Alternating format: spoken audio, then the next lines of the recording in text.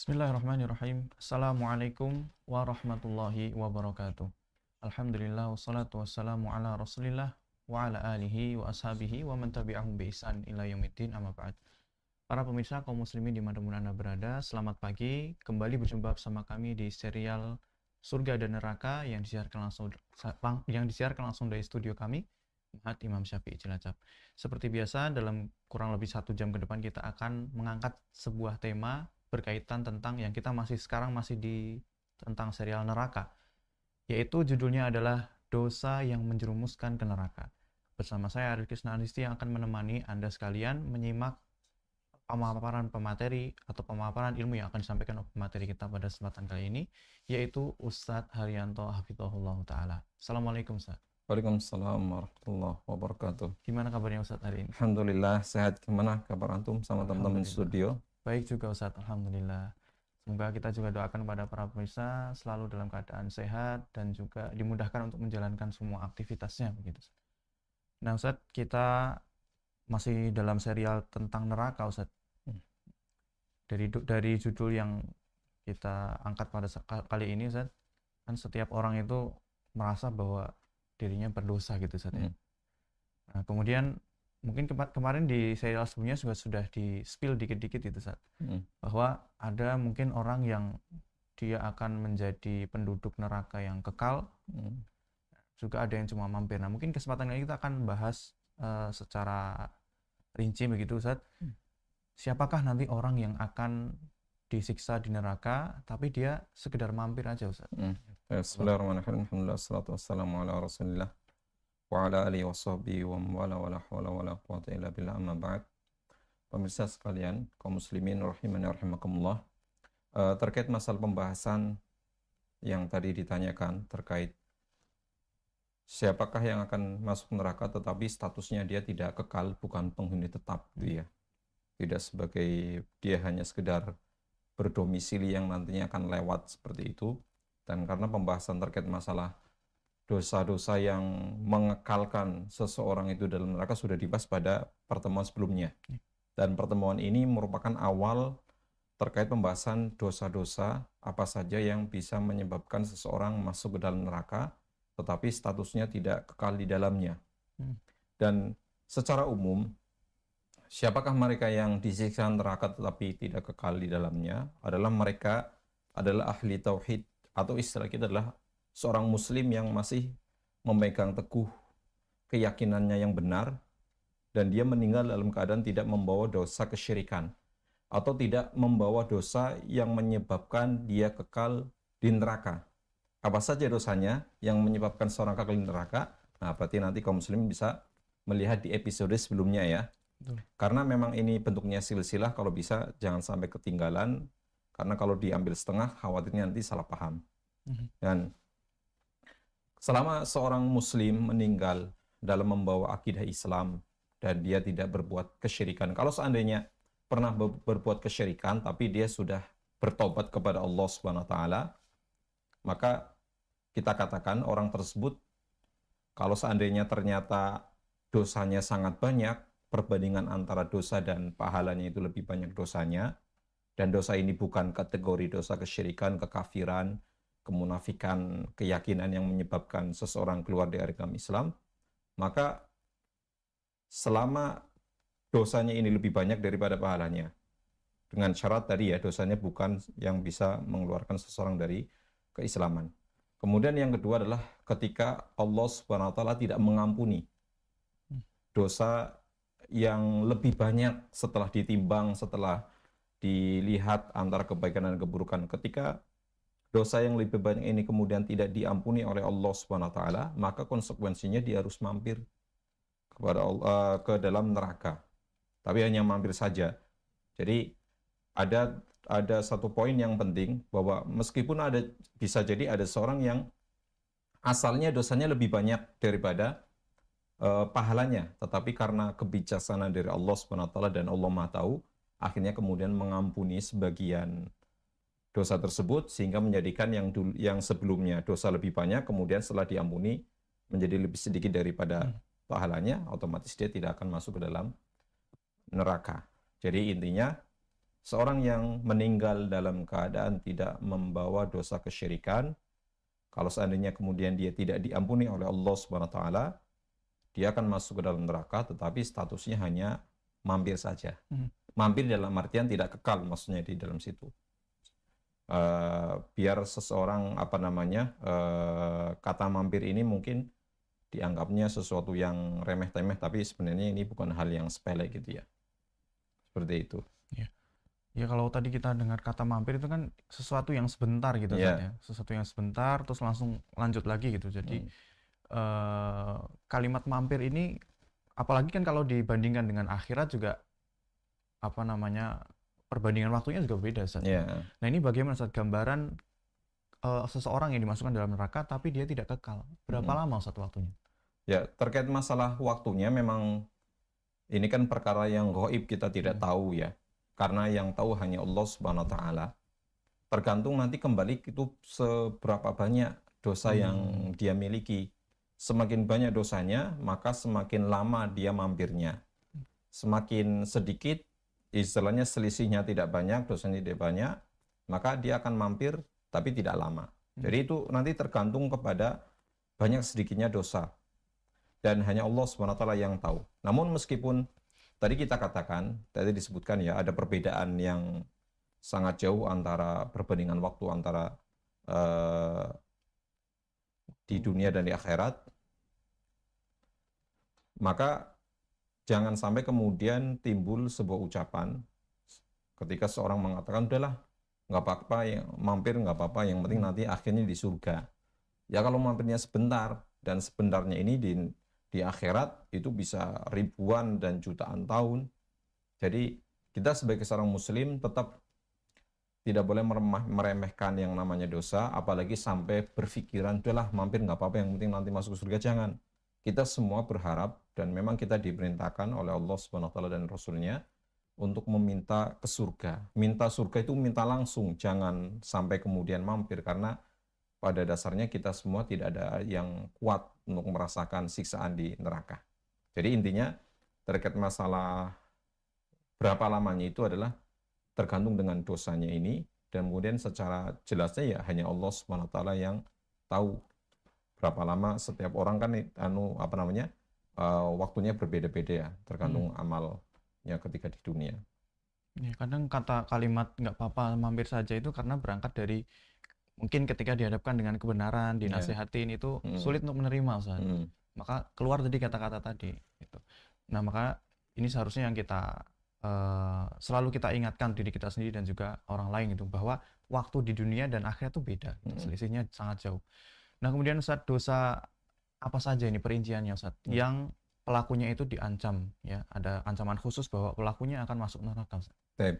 Sebenarnya terkait masalah dosanya apa saja itu dia banyak ya, dan ini mungkin butuh beberapa episode untuk pembahasan, dan mungkin kita hanya sedikit membahas beberapa contohnya saja, tapi pembahasannya pun tidak secara detail dari berbagai aspek.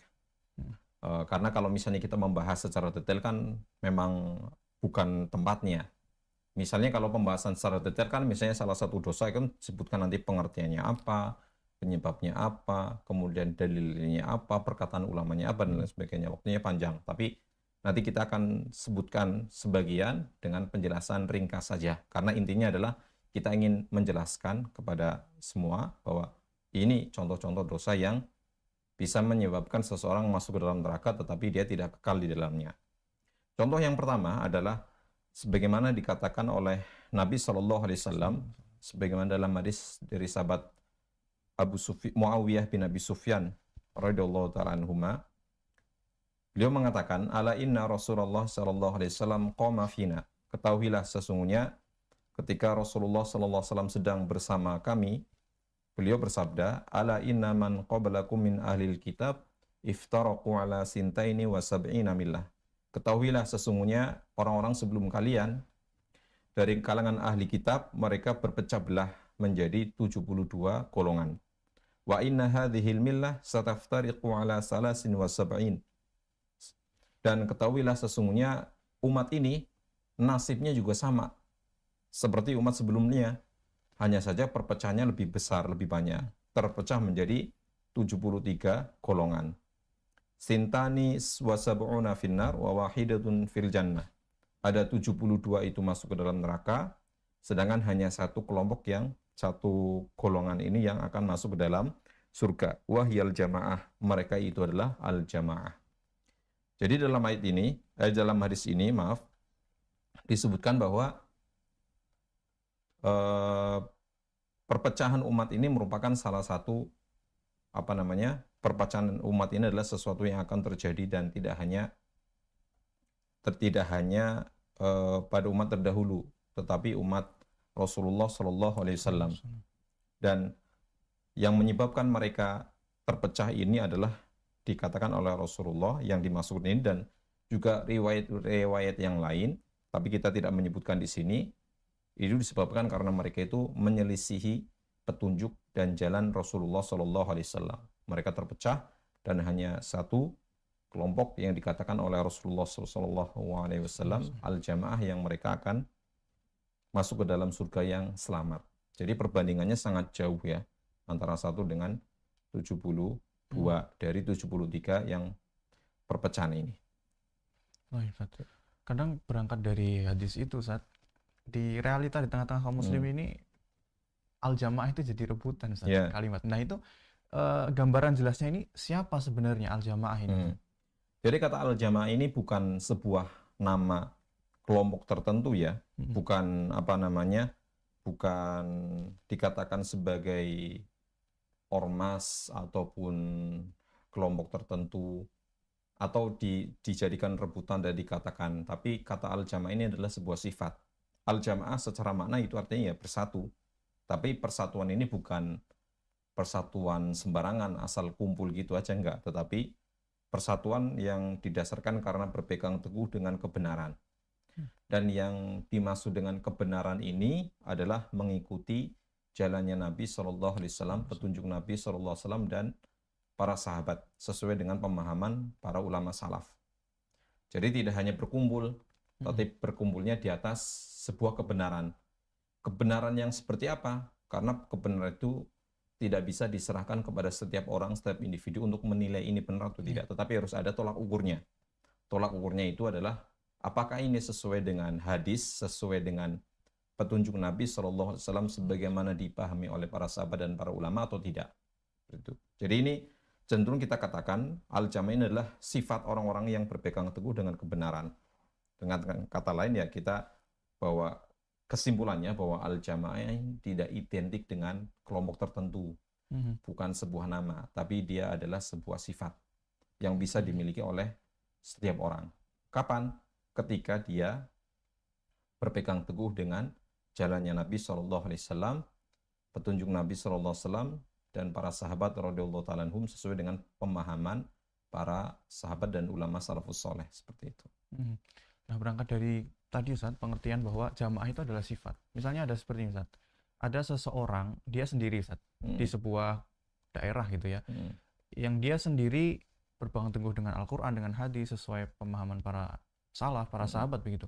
Nah dia sendiri di situ Ustaz, dia tidak berbaur dengan, dalam artian dia tidak larut dalam akidah orang situ misalnya begitu. Nah apakah orang yang sendirian ini tetap dikatakan dia itu sebagai jamaah Ustaz? Baik. Jadi tadi kita katakan bahwa al-jamaah ini adalah sebuah sifat. Jadi bisa dimiliki oleh siapapun.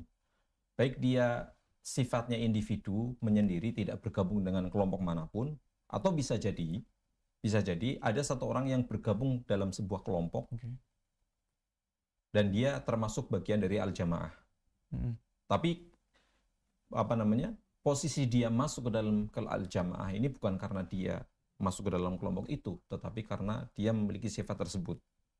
Jadi meskipun secara kenyataan dan realita, kalau dia sendiri atau dia bergabung dengan sebuah kelompok, sebuah ormas dan sebagainya, bisa jadi dalam satu kelompok ini ada yang al-jamaah atau ada yang tidak, sesuai dengan bagaimana dia merealisasikan ilmu terkait masalah mengikuti petunjuk Nabi Shallallahu Alaihi Wasallam.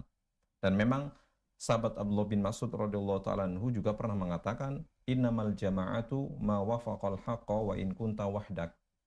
Sesungguhnya yang namanya jamaah itu adalah yang mencocoki, yang sesuai dengan kebenaran. Meskipun engkau itu seorang diri. Jadi beranjak dari perkataan beliau, sahabat Abdullah bin Mas'ud radhiyallahu ta'ala anhu, kita ketahui bahwa al-jamaah itu adalah penisbatan kepada setiap orang atau sebuah kelompok misalnya, kalau seandainya ada, yang mereka sesuai dengan kebenaran. Berjalan sesuai dengan jalan kebenaran. Apa itu jalan kebenaran? Itu adalah petunjuk Nabi, jalannya Nabi dan para sahabat yang sebagaimana dipahami oleh para ulama salafus soleh. Seperti itu. Baik Ustaz, masih di hadis yang sama tadi Ustaz, terkait tentang jamaah tadi. Nah, kalau kita berpikir ya, bukankah Allah itu memang memerintahkan kita untuk bersatu Ustaz? Dan ini diakui ya oleh akal sehat manusia, mungkin di beberapa agama lain juga seperti itu. Tapi ya mengapa seolah-olah dalam hadis tadi ya takdir itu mengatakan bahwa realitanya pun begitu. Terjadi perpecahan Ustaz di tengah-tengah kaum muslimin ini, bagaimana Ya. Ustaz? Ya, jadi untuk mengkompromikan dua hal yang secara zahir kita katakan bertentangan, maka kita perlu kembali, ini terkait masalah pembahasan akidah, yaitu terkait masalah iradatullah, kehendak Allah Subhanahu wa taala. Iradatullah, kehendak Allah itu kan ada dua macam. Yang pertama namanya iradah kauniyah, yang kedua adalah iradah syar'iyah. Iradah kauniyah adalah kehendak Allah, skenario Allah yang Allah kehendaki terjadi di alam semesta, yang manusia, makhluk tidak akan bisa memungkiri, tidak bisa menentang itu. Atau istilah lain kita katakan takdir Allah Subhanahu wa taala, kejadian yang ada di alam semesta. Dan masuk di dalamnya adalah terkait masalah perpecahan umat ini.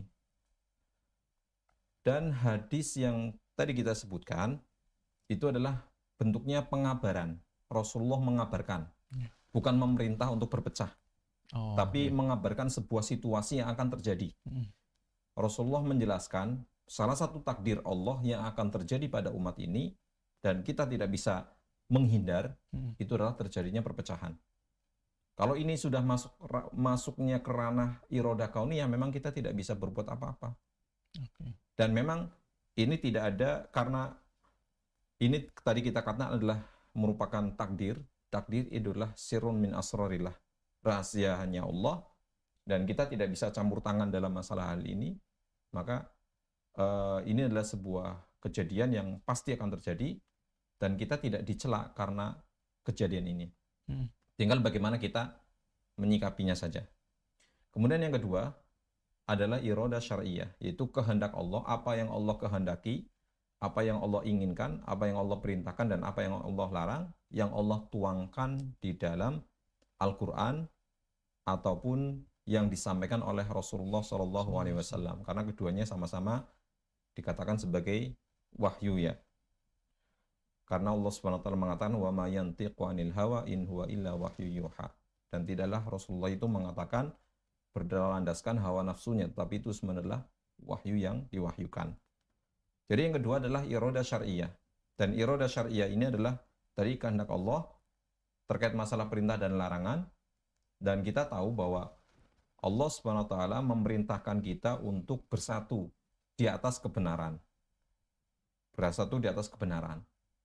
Dan melarang kita untuk berpecah belah. Dan iradah syar'iyah inilah yang nanti akan dimintai pertanggungjawaban di hadapan Allah Subhanahu wa taala di hari kiamat. Karena kita diperintahkannya adalah untuk yang pertama, yang paling utama adalah senantiasa berpegang teguh dengan kebenaran. Dan tidak mungkin kita akan hidup sendirian di alam semesta ini, sendirian hidup, enggak. Kita mengikuti kebenaran, insya Allah nanti akan ada orang-orang juga yang seperti kita. Seperti ya, meskipun bisa jadi tidak dalam satu instansi, tidak dalam satu organisasi, tidak dalam satu ormas seperti itu. Dan Allah SWT juga pernah mengatakan dalam surat Ar-Rum ketika melarang untuk berpecah belah, wala takunu minal musyrikin, dan janganlah kalian termasuk orang-orang yang mempersekutukan Allah. Jangan kalian seperti orang-orang musyrik. Apa salah satu hal yang dicela oleh Allah Subhanahu wa taala dari orang-orang musyrik? Minal ladzina farraqu dinahum wa kanu syi'a. yaitu orang-orang yang memecah belah agama mereka dan mereka menjadi beberapa golongan. Kullu hizbim mimma ladaihim farihun. Tiap-tiap golongan merasa bangga dengan apa yang ada pada golongan mereka.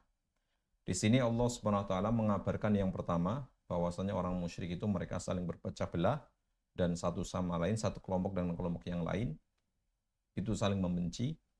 Kemudian yang kedua adalah Allah Subhanahu wa taala melarang kita untuk berbuat seperti mereka. Jadi ini juga termasuk bantahan kepada sebagian orang yang mengatakan, kenapa sih orang-orang Islam itu berpecah belah? Nggak seperti mereka. Padahal aslinya mereka juga sama-sama pecah belah. Cuma kita tidak tahu gitu ya. Yang namanya orang dalam istilah kita itu saling bertarung, kan saling bersaing lah. Agama ini kan sebenarnya bersaing ya. Bersaing dalam artian saling saling mengambil hati manusia untuk mengikuti mereka. Ada kalanya mereka itu bersatu untuk menyerang satu musuh. Misalnya ada non-muslim bersatu untuk menjatuhkan Islam.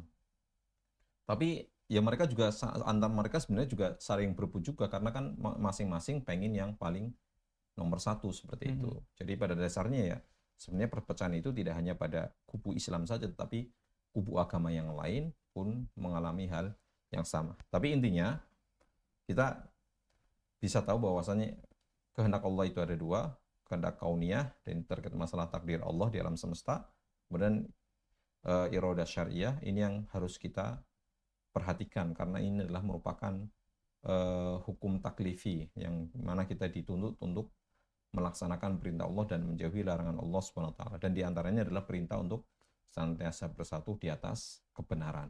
Jadi yang paling utama adalah kebenaran, jangan sampai kemudian malah bersatunya di atas hal yang tidak baik seperti itu. Oke, berarti yang harus digarisbawahi adalah perintah bersatu itu perintahnya di atas kebenaran. Nah, ketika mungkin seseorang ikut kebenaran tadi, kan tidak semuanya akan mengikuti, Ustaz. Pasti kan ada yang ke kanan, ke kiri begitu, Ustaz. Nah, orang-orang yang berpecah itu sebenarnya pada hakikatnya adalah mereka yang tidak mengikuti kebenaran tadi. Bukan berarti kita dalam hal ini juga ridho gitu ya, atau mendukung gitu ya perpecahan gitu kan. Nah, terkait tentang hadis tadi, Ustaz, masih di dalam hadis tadi. Kan ada 73 golongan, Ustaz. Satu yang masuk surga, sisanya 72 masuk neraka. Nah, apakah 72 golongan ini, Ustaz, semuanya kekal di dalam neraka, Ustaz? Jadi terkait masalah 72 golongan, para ulama menyebutkan bahwa 72 golongan ini yang masuk ke dalam neraka itu kan mereka bentuk penyelisihannya macam-macam. Ada yang menyelisihi itu adalah tingkatannya rendah, ada yang parah. Ketika penyelisihan ini adalah sampai pada kesesatan yang bisa mengeluarkan dalam agama Islam, ya secara otomatis itu akan menjadi dia kekal di dalam neraka. Dan ada, kalau penyelisihannya ini ringan, ibaratnya ringan tapi banyak ya sama aja gitu kan, tapi tidak sampai mengeluarkan dia dari akidah Islam, ya dia tidak kekal. Jadi kita kembali pada poin di mana ya namanya menyelisih itu adalah dosa, dan yang namanya dosa itu kan tingkatannya tidak sama.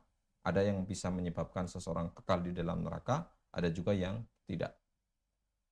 Bentuk kesyirikan, kemunafikan, dan kekafiran itu semuanya kan bentuk penyelisihan, menyelisih Rasulullah SAW. Dan umat Islam juga ada juga kelompok-kelompok yang mereka dari kalangan umat Islam kemudian akhirnya memiliki keyakinan-keyakinan yang kemudian akhirnya bisa menyebabkan mereka keluar dari agama Islam. Jadi pada intinya tidak semuanya kekal. Itu nanti tergantung dari dosanya. Apakah dosa ini yang menyebabkan dia kekal ataupun tidak, seperti itu. Baik. Ya, dan juga detail poin ini sudah disampaikan juga di pertemuan sebelumnya. Jadi para pemirsa kalau mau lebih lanjut lagi mendengar ini bisa diulang lagi pertemuan yang sebelumnya. Baik, Ustadz, apakah ada dalil, Ustadz, atau penjelasan yang lebih rinci supaya kita ini lebih benar-benar termotivasi untuk berpegang teguh dengan kebenaran, Ustadz? Nah, ada nggak, Ustadz, ada dalil yang menyebutkan bahwa ini loh bahayanya orang yang menyelisihi kebenaran, menyelisihi Allah dan Rasulnya, begitu, Ustadz? Baik. Terkait dalilnya itu ya sebenarnya banyak, cuma nanti kita sebutkan sebagiannya. Misalnya ketika Allah SWT pernah berfirman dalam surat An-Nur ayat 63, falyahdharil ladzina yukhalifuna an amrihi an tusibahum fitnatun aw yusibahum adzabun alim. Maka hendaklah orang-orang yang menyelisihi, menyalahi perintah Rasul sallallahu alaihi wasallam supaya dia berhati-hati karena khawatir akan ditimpa cobaan, fitnah, atau ditimpa adab yang pedih, siksaan yang pedih di dunia maupun di akhirat. Maka di sini peringatan dari Allah Subhanahu wa taala supaya mereka-mereka yang menyelisihi petunjuk Nabi sallallahu alaihi wasallam supaya berhati-hati karena resikonya bisa terkena fitnah, ujian, cobaan, ataupun musibah atau ditimpa siksaan yang pedih di dunia maupun di akhirat. Dan lebih tegas lagi terkait masalah hukumannya ketika Allah SWT menyebutkan dalam surat An-Nisa ayat 115. Allah SWT berfirman, "Wa man yushaqiqir rasul min ba'di ma tabayyana lahul huda wa yattabi' ghayra sabilil mu'minin." Dan barang siapa yang menentang, menyelisih Rasul sallallahu alaihi wasallam setelah jelas kebenaran baginya dan mengikuti jalan yang bukan jalannya orang-orang yang beriman, nuwallihi ma tawalla, maka kami biarkan dia dalam kesesatan yang telah dilakukannya itu, wa nuslihi jahannam, maka kami akan memasukkan ke dalam neraka jahanam. Di sini penekanannya ketika Allah Subhanahu wa taala menyebutkan wa nuslihi jahannam. Jadi ancaman masuk ke dalam neraka jahanam. Bagi siapa? Bagi yang menentang, menyelisih Rasulullah SAW dan jalannya para mukminin, para sahabat, dan yang sesuai dengan jalan mereka. Wasa'at masira, dan neraka jahanam adalah seburuk-buruk tempat kembali bagi mereka. Jadi dari dua dalil ini menegaskan bahwa mereka-mereka yang menyelisihi jalannya para nabi dan para rasul, khususnya bagi umat kita di sini ya, umat sekarang ya, Rasulullah Shallallahu Alaihi Wasallam diancam dengan neraka jahanam karena kita diperintahkan untuk senantiasa menepati, mengikuti petunjuk Nabi Shallallahu Alaihi Wasallam. Oke, dari penjelasan tadi bahwa secara umum berarti ya Ustaz, bahwa yang akan masuk dalam neraka, yang diancam neraka itu adalah orang-orang yang menyelisihi tadi, menyelisihi kebenaran. Nah, ada nggak Ustaz contoh lain yang bahwa Allah itu secara tegas yang mengancam begitu bahwa pelaku ini akan masuk dalam neraka begitu? Ya, jadi kita masuk ke dosa yang kedua ya. Tadi yang pertama adalah menyelisihi petunjuk Nabi Shallallahu Alaihi Wasallam. Kemudian yang kedua adalah dosa yang bisa mengancam pelakunya masuk ke dalam neraka meskipun tidak kekal di dalamnya, adalah ketika seseorang itu tidak mau hijrah. Seseorang yang tinggal di negeri mayoritas non-muslim dan dia tidak bisa, pertama dia tinggal di negeri yang mayoritas non-muslim dan dia tidak bisa melaksanakan kewajibannya sebagai seorang muslim atau tidak bisa melakukan syiar Islam seperti sholat jamaah, sholat Jumat, dan lain sebagainya, termasuk misalnya puasa Ramadan dan sebagainya. Dan bahkan pada tahapan dia diganggu karena statusnya dia sebagai seorang muslim, sedangkan dia memiliki kemampuan untuk pindah tempat, mencari tempat yang mendukung dia untuk bisa melaksanakan kewajiban dia sebagai seorang muslim. Tapi dia lebih memilih untuk tinggal di situ karena faktor dunia, karena mengharapkan mungkin kenikmatan dunia, padahal dia mampu untuk mencari di tempat lain, maka dia berdosa dan diancam masuk ke dalam neraka. Dan ini terjadi di zaman Rasul Shallallahu Alaihi Wasallam. Makanya Allah SWT mengatakan, Innal ladzina tawaffahumul malaikatu zalimi anfusihim qalu fima kuntum. Sesungguhnya orang-orang yang diwafatkan oleh para malaikat dalam keadaan mereka zalim anfusihim, itu orang yang mendolimi diri mereka sendiri. Maka para malaikat berkata, dalam keadaan apa? Bagaimana kalian ini? Mati dalam keadaan apa? Qalu kunna mustat'afina fil ard. Mereka beralasan, para malaikat sudah tahu posisi mereka mati dalam keadaan belum berhijrah. Masih kekeh dengan posisi mereka di tempat tersebut. Tapi mereka berusaha memberikan sebuah alasan. Kunna mustat'afina fil ard. Kami itu orang-orang yang tertindas di negeri, maksudnya di Mekah. Kami tidak bisa berhijrah, padahal mampu. Maka malaikat mengatakan qalu alam takun ardullahi wasi'atan fatuhajiru fiha. Maka para malaikat berkata, bukankah bumi Allah itu luas sehingga kamu dapat berhijrah ke bumi itu? Jadi tidak ada alasan bagimu engkau memiliki kemampuan untuk hijrah. Engkau di sini disiksa karena agamamu, dan engkau memiliki kemampuan untuk berhijrah supaya bisa tetap mempertahankan akidahnya, tapi kamu tidak mau melakukan itu. Maka dikatakan faulaika ma'wahum jahannam. Maka orang-orang itu tempatnya adalah neraka jahanam. Wasa'at masira, dan jahanam itu adalah seburuk-buruk tempat kembali. Jadi ayat sini menegaskan bahwa seseorang yang memiliki kemampuan untuk berhijrah, sedangkan di negeri tempat dia tinggal, dia tidak bisa leluasa atau bahkan diganggu ketika ingin melaksanakan kewajiban dia sebagai seorang muslim. Tidak bisa melakukan syiar Islam bagi seorang muslim, muslimah ya berarti dilarang pakai hijab misalnya seperti itu. Tapi dia bersikukuh di situ, maka dia masuk ke dalam ancaman ini. Seperti itu. Kalau misalnya Ustadz ada orang yang dia merasa yakin aku bisa kok sholat, misalnya sholat 5 waktu di situ, di tengahnya yang mayoritas adalah non muslim, apakah ini serta-merta dia hukumnya dibolehkan gitu Ustadz? Dia membawa dia dan keluarganya ke negeri tersebut Ustadz? Jadi seandainya kita katakan bahwa orang tersebut itu mampu menjalankan kewajiban agamanya, termasuk di dalamnya ya syiar Islam, tadi ya katakan sholat jamaah, sholat Jumat, memakai hijab, dan dia mendapatkan haknya untuk menjalankan kewajiban dia sebagai seorang muslim.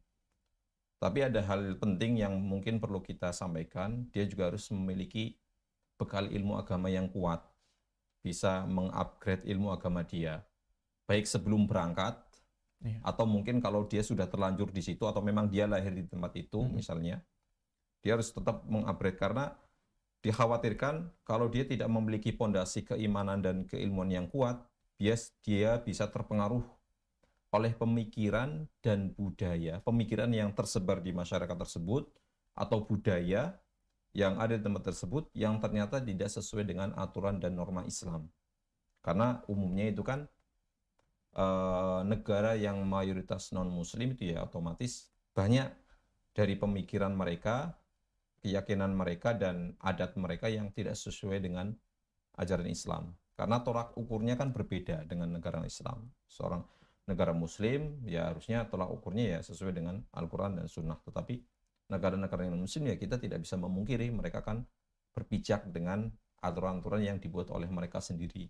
Dan mereka tidak berdasarkan dengan agama yang kita yakini sebagai agama yang benar seperti itu. Karena godaan syubhat dan syahwatnya itu lebih besar seperti itu. Oke, berarti memang tadi ya bekal ilmu, bekal benteng dia untuk membentengi dari syubhat di negara tersebut itu memang penting. Kadang orang mungkin sebelum berangkat atau pas baru berapa bulan di sana, dia merasa masih bisa kok menjalankan syariat gitu. Tapi nanti mungkin berjalannya waktu tadi terpengaruh begitu sih. Ya, memang terpengaruh. Budaya itu sangat mempengaruhi karena dia mau tidak mau akan mengikuti kondisi masyarakat sekitar. Dia tidak bisa, bukan berarti tidak ada yang bisa, kalau Allah berkehendak ya bisa, tetapi secara umumnya ya manusia tidak akan kuat dengan kondisi di mana masyarakat sekitarnya dia tidak memiliki komunitas yang kuat untuk berpegang teguh dengan norma dan aturan Islam. Nah, kemudian kondisi apa nih Ustadz yang memang diperbolehkan bagi seorang muslim itu tinggal di negeri non-muslim atau pergi bepergian? Baik.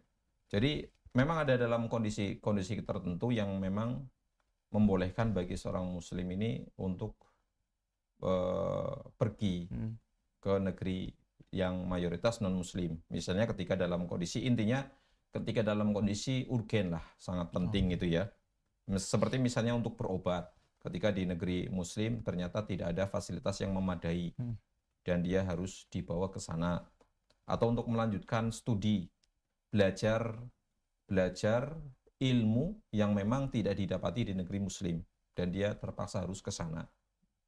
Tetap harus menjaga yang tadi ya, menjaga agamanya dan memiliki bekal ilmu yang cukup seperti itu. Atau dia bekerja pada bidang tertentu yang dia memiliki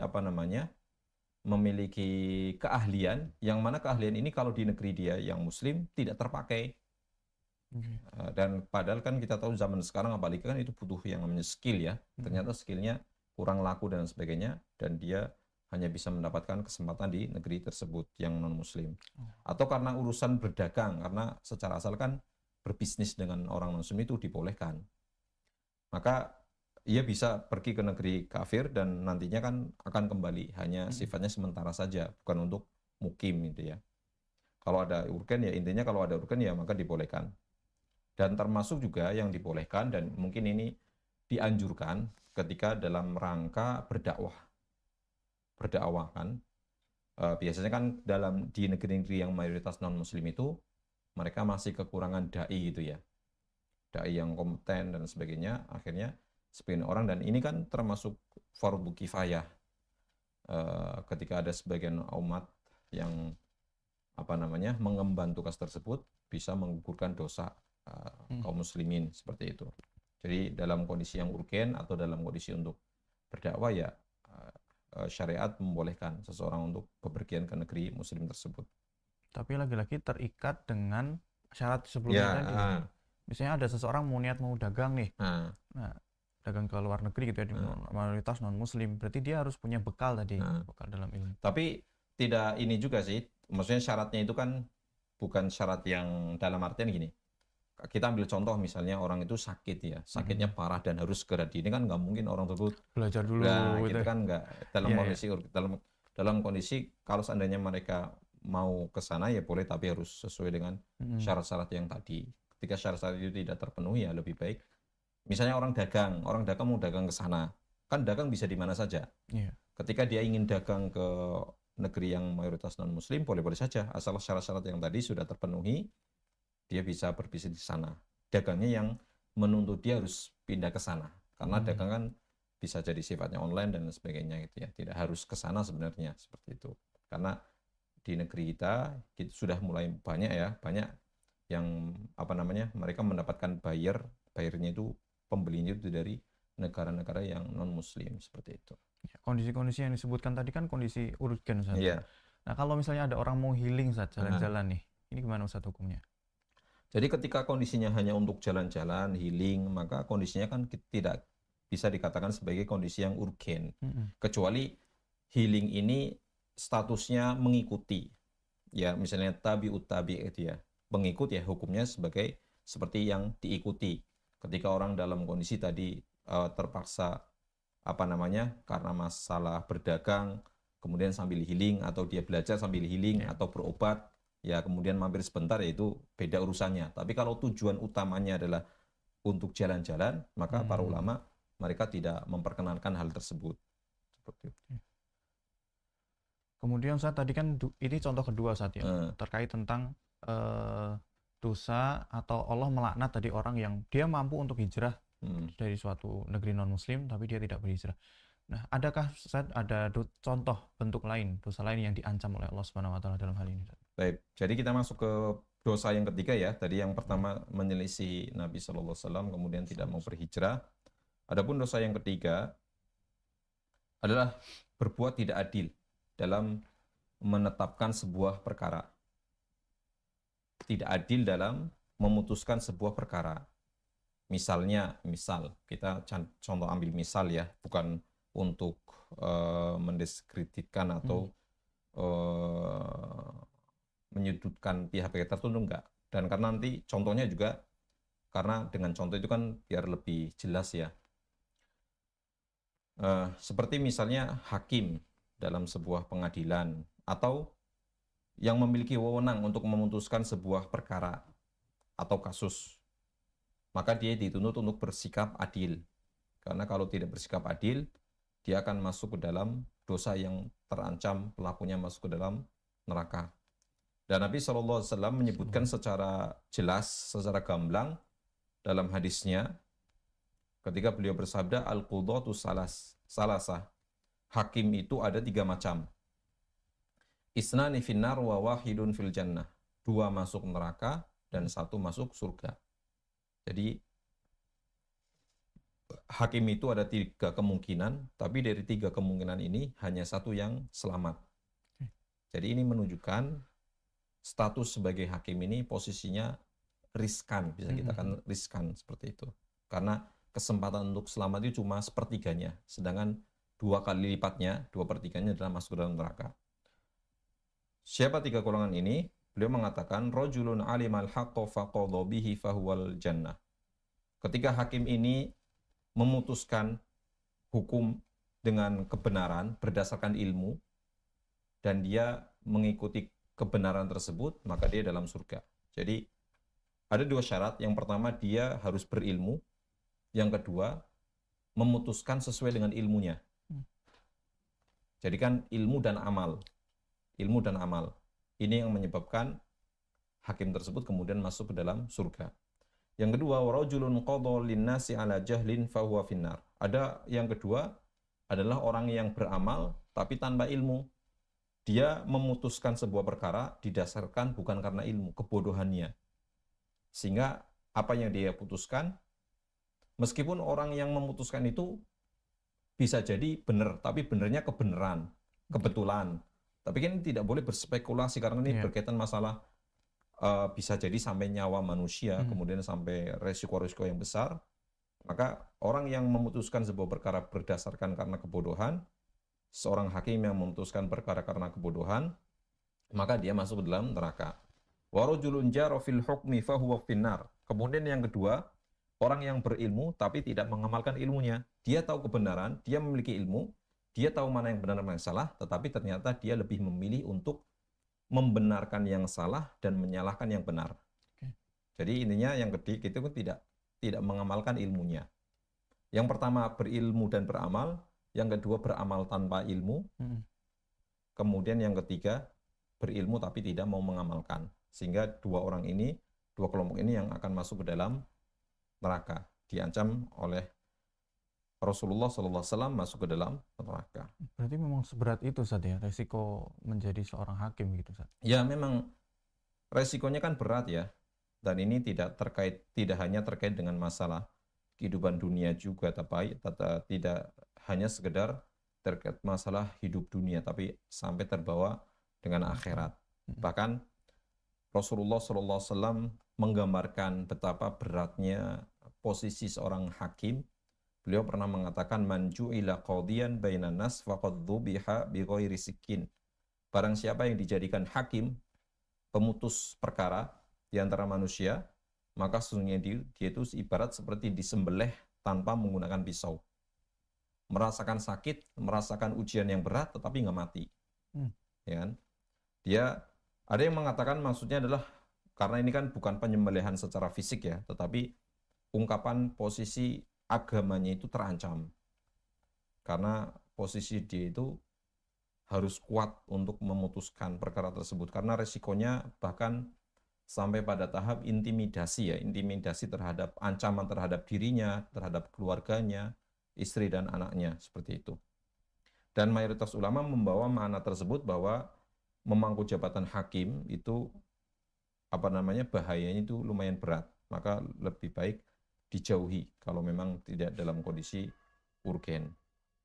Dan Nabi SAW juga menjelaskan bahwa ketika hakim ini tidak mau bersikap adil, maka tidak mau bersikap adil dalam putusannya, maka Allah SWT tidak akan memberikan pertolongan kepada dia.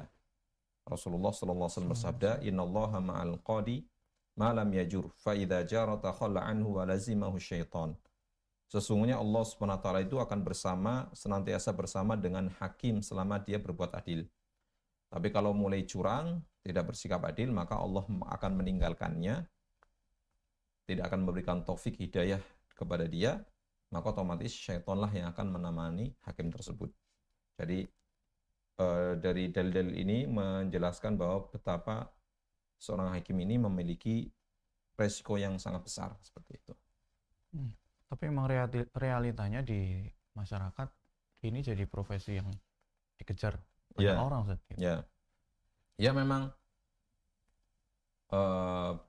kalau secara umum kan ini menyebutkan satu profesi ya, hakim. Tapi sebenarnya lebih berat, lebih luas daripada ini. Kalau kita katakan penegak hukum lah.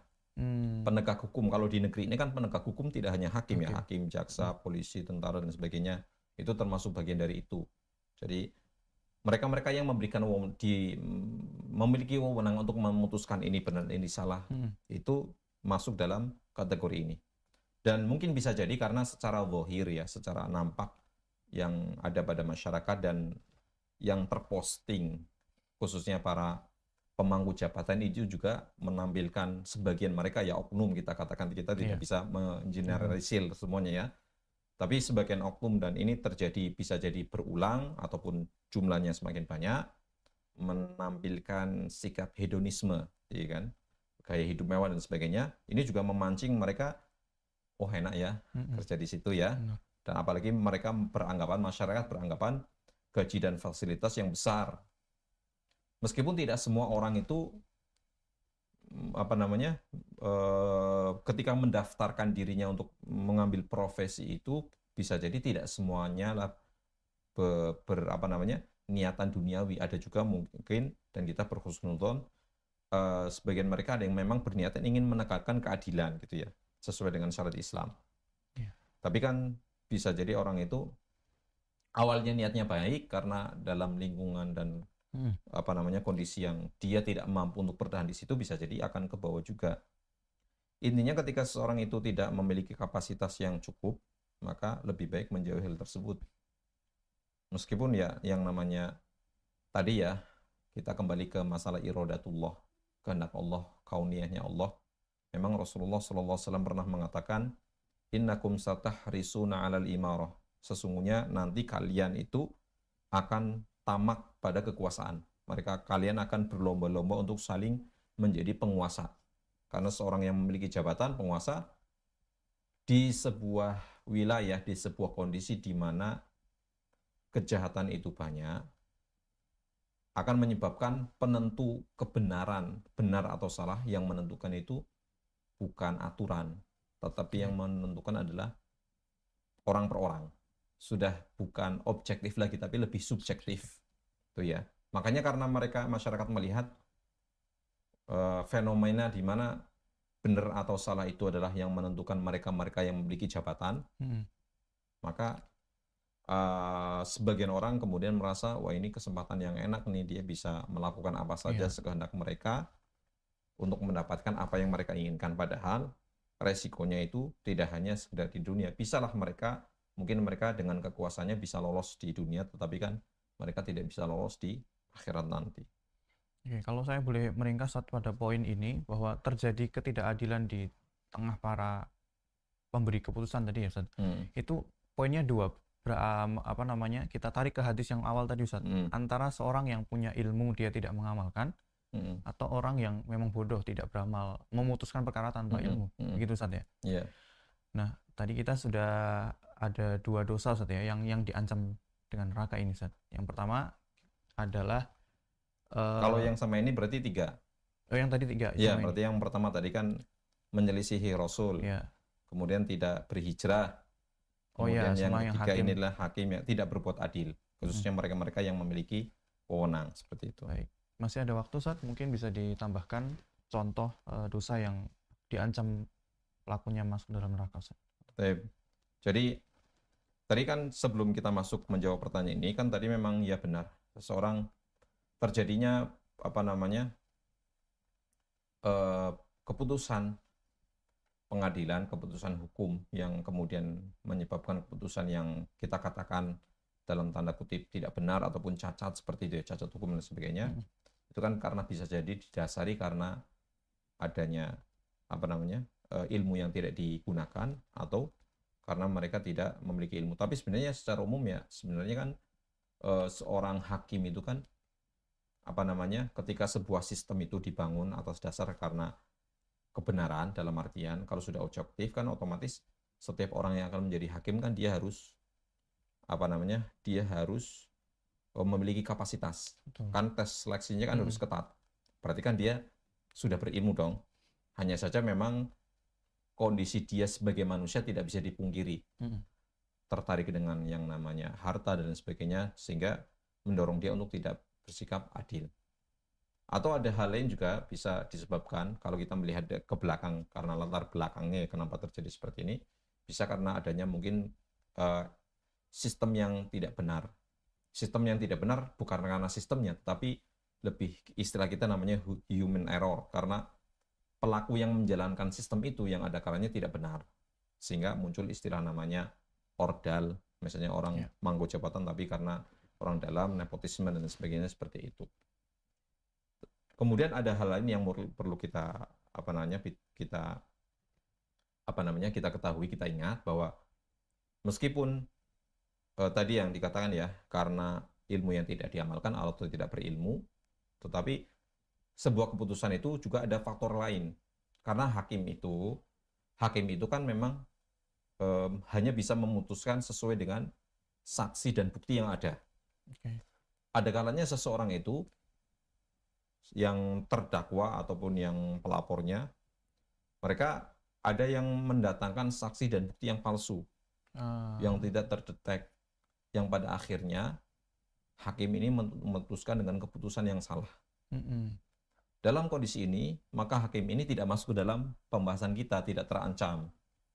Karena kan sebagaimana Rasulullah juga menyebutkan bahwasanya saya itu manusia, saya hanya bisa mendengar dan sesuai dengan apa yang kalian ucapkan. Bisa jadi ada sebagian kalian yang lebih pintar bersilat lidah, pintar ngomong, sehingga akhirnya ada kecondongan dalam hati, lebih condong menganggap ini yang benar. Ya, bisa jadi orang dalam sebuah kasus mendatangkan saksi dan bukti yang